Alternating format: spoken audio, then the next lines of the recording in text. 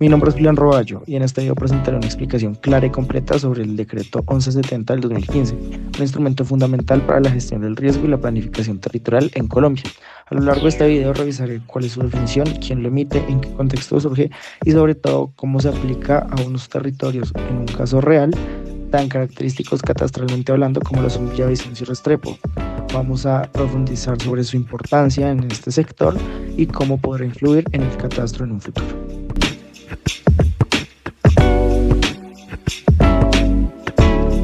Como primer paso debemos saber qué es y de qué trata este decreto. El decreto 1170 del 2015 es una norma que regula los lineamientos técnicos y operativos para la actualización y conservación catastral en Colombia, con el fin de garantizar que la información predial del país sea más precisa, actualizada y útil para la planeación del territorio, así también como para la gestión fiscal y el desarrollo del catastro multipropósito como tal.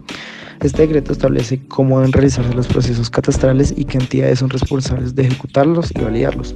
Todo esto con miras a la implementación del catastro multipropósito en Colombia, lo cual permite tener un enfoque diferente de cómo se regula la tierra en el país.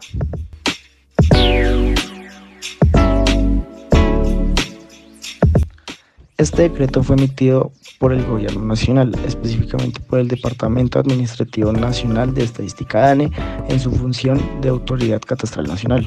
Si bien sabemos que el IGAC, como entidad gestora del catastro en Colombia, es la encargada de regular este tipo de normativas y de su implementación en el país, el DANE cumple una función importante, pues lleva a cabo estos censos y estas estadísticas tan vitales y que nutren las bases de datos del IGAC y de otros entes gubernamentales para saber cómo ordenar el territorio y posteriormente pues cómo aplicar el catastro en su función multipropósito en el país.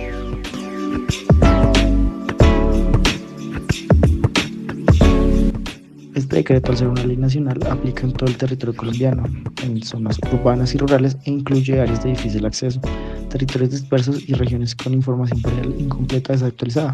Pues como bien sabemos, el propósito del catastro en los últimos años ha sido implementar estas zonas periféricas donde es escasa la información. Por tanto, se busca que mediante este tipo de decretos se pueda aumentar la capacidad de información que tenemos con respecto a estas zonas. El decreto toca unos conceptos claves en base a los cuales gira su desarrollo. Estos se dividen en 6. El primero es la actualización catastral, por medio de la cual se busca que la información jurídica, fiscal y económica de los predios sea lo más precisa y acorde a la realidad. Está la conservación catastral, la cual busca que esta información sea protegida y transparente. La verificación de calidad, la información jurídica, física y económica del predio, los procesos de levantamiento predial y la responsabilidad de gestores y operadores catastrales. Estos 6 conceptos buscan que la normativa se enfoque en el catastro multipropósito y en las funciones que debe cumplir para el desarrollo de las otras normatividades correspondientes a esta rama de la gestión catastral en Colombia.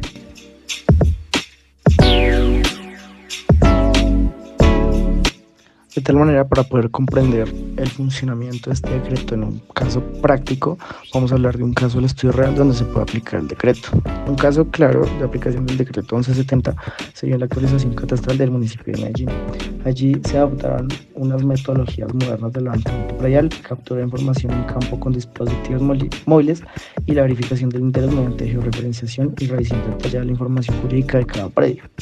Básicamente, gracias a este decreto y gracias a los lineamientos que este impuso, el municipio permitió corregir inconsistencias históricas, actualizar áreas construidas y mejorar el avalúo catastral de más de 1 millón de predios, lo cual permitió aumentar la precisión de los datos, fortalecer el recaudo del impuesto predial y apoyar procesos de planificación urbana como la definición de zonas de renovación o mejoramiento. Básicamente, la implementación la imposición mediante este decreto de nuevas herramientas que ayuden a la seguridad jurídica, económica y fiscal de los predios permitió en el área metropolitana de Medellín y a sus gestores catastrales que la información y el planeamiento territorial de las zonas o lugares urbanos de Medellín pues fuera mucho más transparente y fuese mucho más coherente con las necesidades de quienes habitan estos sectores.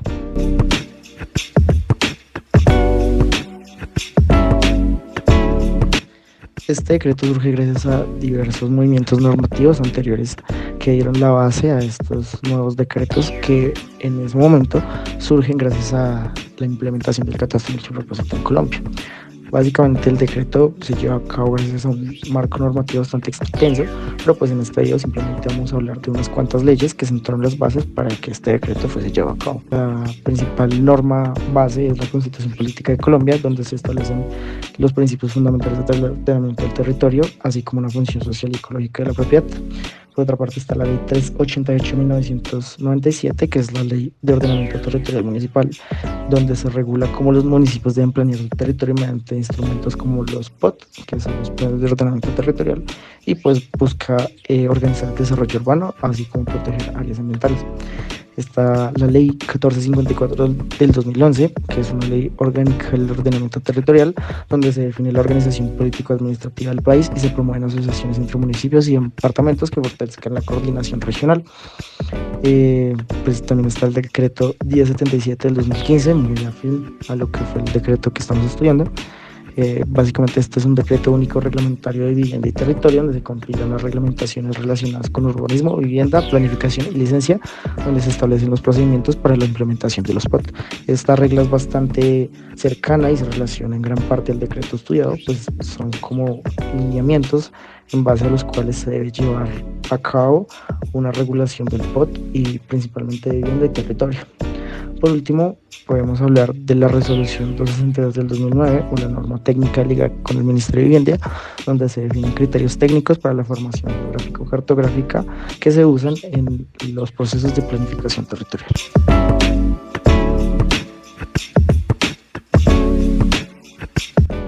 Como último ítem para el estudio y análisis de este decreto, vamos a implementar la aplicación de la ley en una zona del país mediante un caso práctico. Un ejemplo práctico pues para llevar a cabo digamos este decreto, entender a mayor profundidad cómo funciona y pues cuáles son sus consecuencias en su implementación. Vamos a estudiar pues ejemplo en el departamento del Meta, especialmente en municipios como son Villavicencio y Restrepo, donde el decreto 1170 se aplicó para realizar una actualización catastral integral en zonas rurales con fincas ganaderas, áreas también agroproductivas y pues para ellos que en ese momento se encontraban en expansión urbana. El decreto permitió estandarizar el proceso de levantamiento predial, mejorar la identificación de áreas cultivadas y actualizar la información económica para definir correctamente los saludos y detectar predios sin registro catastral previo. Con esta actualización, el municipio logró tener información precisa para planear vías, veredales, dirigir subsidios agrícolas y ajustar el impuesto predial de manera más justa, evitando sobrecostos para los pequeños propietarios, así también como pues reduciendo la evasión en predios de alto valor, los cuales pues no contribuían con este fisco.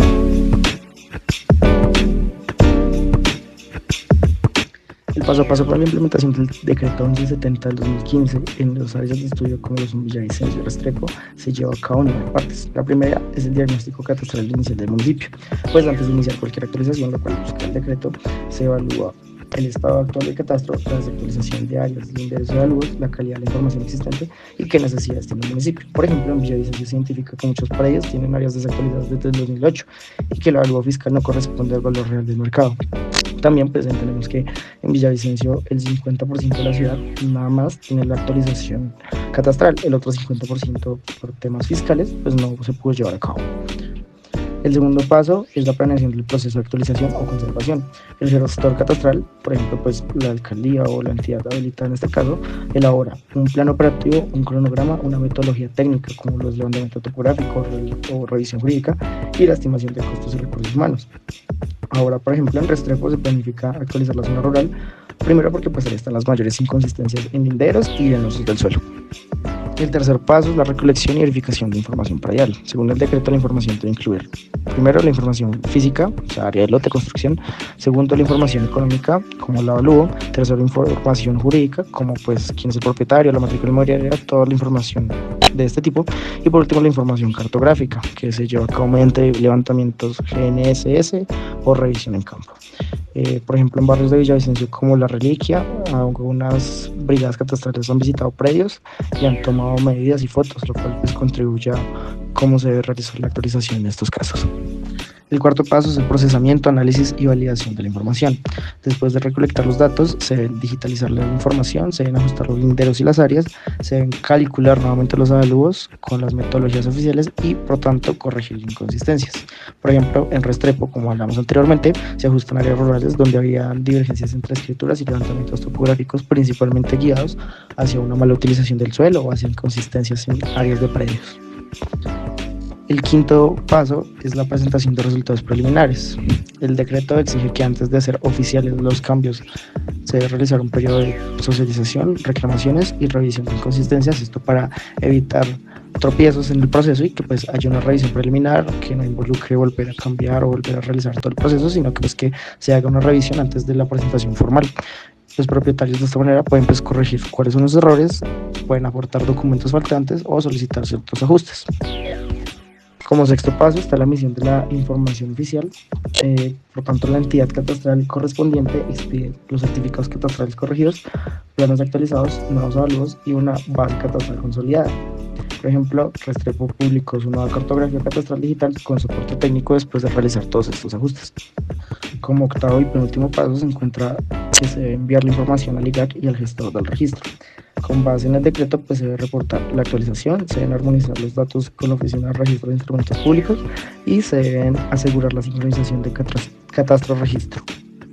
Por último, está la conservación catastral continua. El decreto sugiere que después de la actualización se deben reportar nuevas construcciones, se deben actualizar subdivisiones y englobes, se deben ajustar cambios de uso del suelo y se deben revisar anualmente los avalúos, de tal manera que si se reporta un cambio, pues ya se sabe en la siguiente actualización cuáles son los puntos de interés para que no hayan inconsistencias a futuro.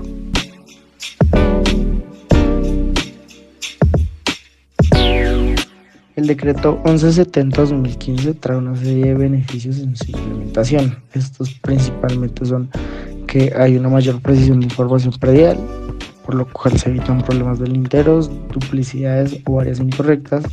Hay un mejor planeación territorial, por lo cual la alcaldía o las gobernaciones en su caso pueden planear infraestructuras y servicios públicos en base a las necesidades de cada sector.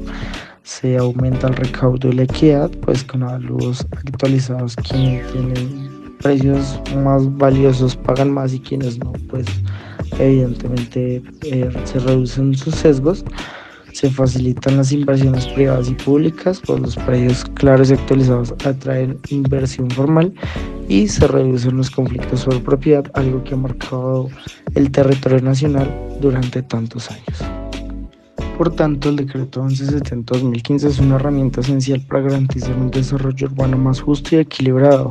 Permite que el aumento del valor del suelo generado por decisiones públicas se reinvierta en la ciudad, fortaleciendo el ordenamiento territorial y la financiación local. Su correcta aplicación ayuda a que municipios crezcan con mayor equidad y sostenibilidad.